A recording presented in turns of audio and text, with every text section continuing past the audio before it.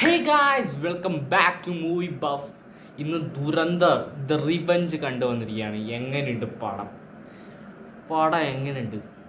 ഒരു രക്ഷയില്ലാത്ത പടം. ഒരു രക്ഷയില്ലാത്ത പടം. എത്ര നാളായെന്നറിയോ ഇതുപോലത്തെ ഒരു അടിപൊളി പടം കണ്ടിട്ട്? എത്ര നാളായി അല്ലേ? കുറേ നാളുകൾ കഴിഞ്ഞാൽ ഇങ്ങനത്തെ ഒരു പടം കണ്ടിട്ട്. ദുരന്തർ 1 ഇങ്ങനെ ഇത്രയ്ക്കാണെങ്കിൽ ദുരന്തർ 2 ഇത്രയ്ക്കുണ്ട്. ഒരു രക്ഷയില്ലാത്ത പടം. ആദ്യത്തെ എൻ്റെ പൊന്നാണ്. ഒരു രക്ഷയില്ലാത്ത ഡയറക്ടറാണ് പുള്ളി. ഏത് ലെവലാണ് ഈ സിനിമ മേക്ക് ചെയ്ത് വെച്ചിരിക്കണേ?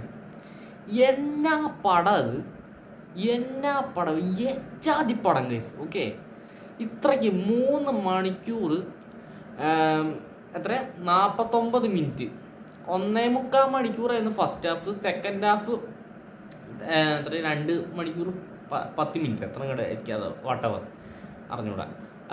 എന്തൊക്കെയായാലും ഫസ്റ്റ് ഇങ്ങോട്ട് തുടങ്ങി, എന്നിട്ട് ചടപട എന്ന് പറഞ്ഞിട്ട് ഒരു 3/4 മണിക്കൂർ ഒരു രക്ഷയില്ലാത്ത തുടക്കം. തുടങ്ങിയപ്പോഴേ മനസ്സിലായി ഇത് കിടക്കാൻ വേണ്ടി പോവാണിത്. ഇത് തുടങ്ങിയത് അപ്പം തന്നെ ബാക്കിയാണ്. ഇത് ദുരന്തർ ഫസ്റ്റ് തുടങ്ങിയിട്ട് അവസാനിക്കുന്നത് ഇതിൻ്റെ ദുരന്തർ ദ റിവെഞ്ച് ഇതിലാണ് അവസാനിക്കുന്നത്. സിനിമ അവസാനിക്കുന്നത് ഇവിടെയാണ്. അത്രയ്ക്കും കണ്ടിന്യൂറ്റിയാണ്. എന്നാ സ്ക്രീൻ പ്ലേ എന്നറിയോ? ഒരു സീൻ പോലും എനിക്ക് ബോറടിച്ചിട്ടില്ല. ഇതൊരു അൺവാണ്ടഡ് സീനാണെന്ന് പോലും എനിക്ക് തോന്നിയിട്ടില്ല. അജാതി ലെവലാണ് മേക്കിങ്. ഇത് ചിലവർക്കത് ഫസ്റ്റ് ഹാഫിൽ ചെറിയൊരു ലാഗ് വന്നിട്ടുണ്ടാവും ചിലപ്പോൾ. പക്ഷെ എനിക്കതൊരു ലാഗായിട്ട് ഫീൽ ചെയ്തിട്ടില്ല. എൻ്റെ ഫ്രണ്ട്സിന് അത് ഫസ്റ്റ് ഹാഫ് ചെറുതായിട്ട് ലാഗ് അടിച്ചിട്ടുണ്ടെന്ന് പറഞ്ഞിട്ടുണ്ടായി. ഫസ്റ്റ് ഹാഫ് തീ ലെവലായിരുന്നു. സെക്കൻഡ് ഹാഫ് ടുവേർഡ്സ് ക്ലൈമാക്സ് ആകുമ്പോൾ സിനിമ പീക്കാവും. ഇത് ഫസ്റ്റ് ഹാഫ് ലെവല് അടിപൊളിയായിരുന്നു. ഇത് എങ്ങനെയാന്ന് വെച്ചാൽ, ഇതിപ്പോൾ ആദിത്യ ധറിൻ്റെ മേക്കിംഗ് എന്ന് പറഞ്ഞാൽ ഒരു രക്ഷയില്ല.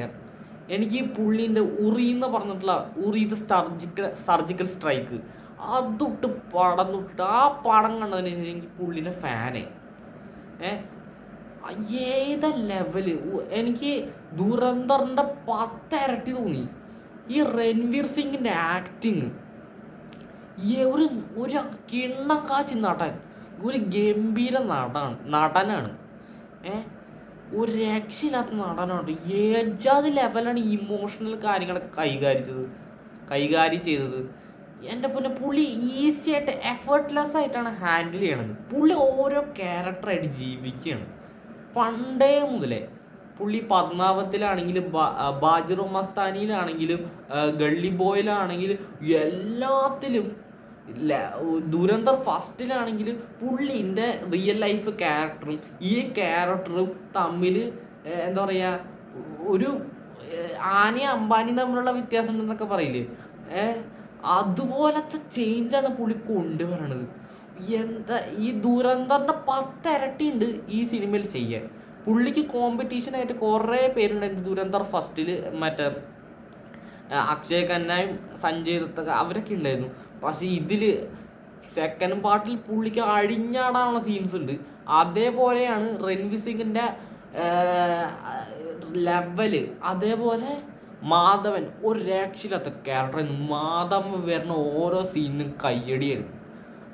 ഓരോ സീൻ തൂക്കിയടിയായിരുന്നു. പുള്ളിൻ്റെ സ്ക്രീൻ പ്രസൻസും രൺവീറിൻ്റെ സ്വാഗും സ്ക്രീൻ പ്രസൻസും ഓരോന്നും അൺമാച്ചബിൾ ആണ്. പക്ഷെ മാധവൻ ചെയ്തു വെച്ച രീതി, പുള്ളിൻ്റെ അഭിനയത്തിനെ കുറിച്ചിട്ട് പറയേണ്ട, രൺവീറിൻ്റെ അഭിനയത്തിനെ കുറിച്ചിട്ട് പറയേണ്ട ആവശ്യമില്ല. പക്ഷെ നമുക്ക് പറയാണ്ടിരിക്കാൻ പറ്റില്ലല്ലോ, പുള്ളി വരുന്ന ഓരോ സീനും അങ്ങനെയാണ് ഇവർ ക്യാപ്ചർ ചെയ്ത് വെച്ചിരിക്കണേന്നേ.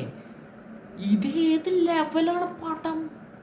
ഒരു വീഡിയോ കോളൊക്കെ വിളിക്കണ സീനുണ്ട് രൺവീർ സിംഗ് മാധവൻ്റെ ഒരു പരിപാടി, അത് ഏത ലെവല്. പിന്നെ സെക്കൻഡ് ഹാഫിലേക്ക് വരുമ്പോൾ അത്യാവശ്യം പൊളിറ്റിക്സിലേക്ക് കടക്കും.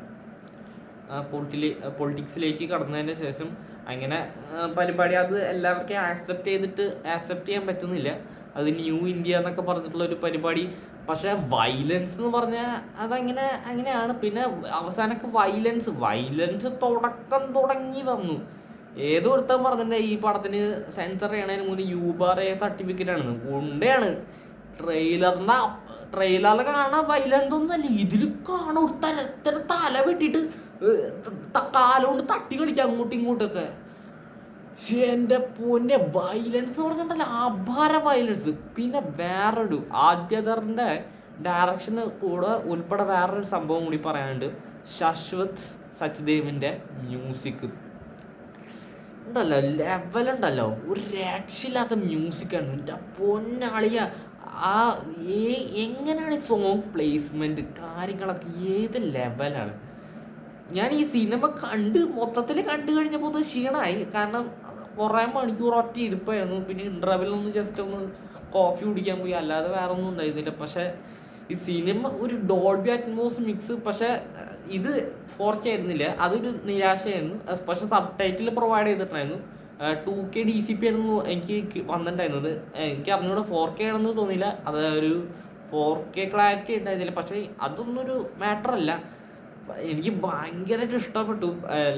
ലാസ്റ്റ് ഒരു ഞാൻ പറഞ്ഞില്ലേ പൊളിറ്റിക്സ്, സെക്കൻഡ് ഹാഫിൽ പൊളിറ്റിക്സും കാര്യങ്ങളൊക്കെ വന്നപ്പോൾ ഒരു പ്രൊപ്പഗണ്ട ലെവലായിട്ടുണ്ട്. പക്ഷേ എന്നെ ഫുള്ളി സാറ്റിസ്ഫൈ ചെയ്തിട്ടുണ്ട് പടം. അപ്പോൾ ടൈം എടുത്ത് കണ്ടതാണ്. ഏകദേശം നല്ലോണം ടൈം എടുക്കുന്നുണ്ട്. ആ ടൈം ശരിക്കും അറിയാനുണ്ട് കേട്ടോ. സിനിമ ഇങ്ങനെ കുറേ അങ്ങോട്ട് ആവുമ്പോഴേ സെക്കൻഡ് ഹാഫിലേക്ക് കടക്കുമ്പോൾ ടൈം ഇത്ര ആവുന്നുണ്ട് എന്ന് നമുക്ക് ഇങ്ങോട്ട് അറിയാം. പക്ഷേ ലെവലാണ്. രൺവീർ സിംഗ് തകർത്തിട്ടുണ്ട്.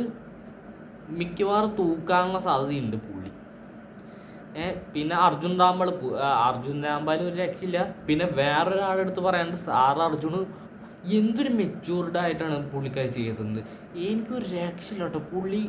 പുള്ളിക്കാരി നല്ലോണം ഇമോഷണലി കൈകാര്യം, ഒരു ഫോൺ കോൾ സീനൊക്കെ ഉണ്ട്, ഭയങ്കര ഇമോഷണലി ചെയ്തൊരു സീനാണ് പുള്ളി. പിന്നെ സഞ്ജു ബാബ കുഴപ്പമുണ്ടായില്ല. പിന്നെ രാകേഷ് ബേഡിയോ, മറ്റേ സാരൻ്റെ അച്ഛനായിട്ട് അഭിനയിക്കുന്ന ക്യാരക്ടറില്ലേ, പുള്ളി നന്നായി. ഫസ്റ്റിൽ നന്നായി ചെയ്തിട്ടുണ്ട്, സെക്കൻഡിൽ നന്നായി ചെയ്തിട്ടുണ്ട്. അപ്പോൾ എന്തൊക്കെയായാലും അടിപൊളി പടം. അപ്പോൾ സമയമുള്ളവർ കാണാം. അത്യാവശ്യം നല്ല രീതിക്ക് ടൈം നമ്മൾ ഇതിനു വേണ്ടി മാറ്റി വെക്കണം അല്ലേ. അപ്പോൾ അതുകൊണ്ടാണ്. പക്ഷേ എനിക്ക് ഫുള്ളി സാറ്റിസ്ഫൈഡ്. KGF 2 കണ്ടിട്ടുള്ള സാറ്റിസ്ഫാക്ഷൻ ഉള്ളൂ. KGF 1 കഴിഞ്ഞിട്ട് KGF 2. അപ്പോൾ എനിക്ക് ബാഹുബലി ആയിരുന്നു ഈ ഇതേപോലെ ഒരു കണ്ടിന്യൂറ്റി ആയിട്ട് തോന്നിയത്. പക്ഷേ ഇങ്ങനെ ഫസ്റ്റ് ഭാഗത്തിൻ്റെ കണ്ടിന്യൂറ്റി പോലെയാണല്ലോ സെക്കൻഡ് പാർട്ട് പോയത്. പക്ഷെ KGF അങ്ങനെയായിരുന്നില്ല. KGF 2 ഗരുഡനെ മരണത്തിന് ശേഷം മറ്റേത് മറുത്തതെന്നൊക്കെ പറഞ്ഞിട്ട്, ഇതങ്ങനെയല്ലേ. ഇത് റഹ്മാൻ താക്കിയതിൻ്റെ മരണത്തിന് കഴിഞ്ഞതിന് ശേഷം പുള്ളീനെ തൊട്ട് തുടങ്ങുന്നുണ്ട് പരിപാടി. ഇത് വേറെ ലെവലാണ് പടം. അപ്പോൾ ഈവൻ കാന്താര വരെ ഭയങ്കര വലിയ ഡിഫറൻ്റ് ആയിരുന്നു പാർട്ട് 2. എനിക്ക് ഇത്തിരി കൂടി ഇതായിട്ട് തോന്നിയത് പൊന്നിയിൻ സെൽവനാണ് കണ്ടിന്യൂറ്റി. പക്ഷേ ഇത് അവസാനിക്കണത് ഇവിടെയാണ്. അപ്പോൾ എന്തായാലും ദുരന്തർ 1 ഇഷ്ടപ്പെട്ട എല്ലാവർക്കും ഇത് ഇഷ്ടപ്പെടും. എനിക്ക് തോന്നുന്നു ഇതിപ്പോൾ നെഗറ്റീവ് വരാൻ സാധ്യതയുണ്ടെന്നാണ്. അപ്പോൾ എന്തൊക്കെയല്ല ആയിക്കോട്ടെ, എന്തായാലും സിനിമ പോയി കാണാം. എല്ലാവരും എൻജോയ് ചെയ്യുക ഗൈസ്. ലെവലാണ് പടം. എല്ലാവരും പോയി കാണുക ഗൈസ്. Okay, by.